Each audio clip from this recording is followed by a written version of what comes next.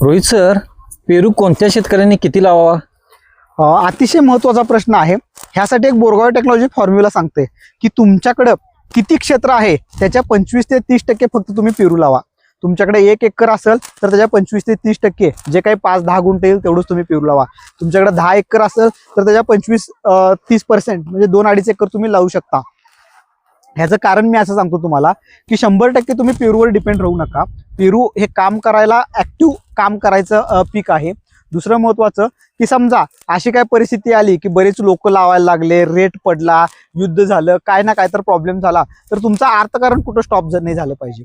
तर ह्यासाठी तुमचं जे काही इतर तुम्ही काम करता, ऊस लावता, तुमचं बाग आहे किंवा केळी बाग आहे किंवा तुमचं जे काही पीक आहे, तर ते पिकाबरोबरच तुम्ही 25 ते 30% मध्ये हे पीक लावा.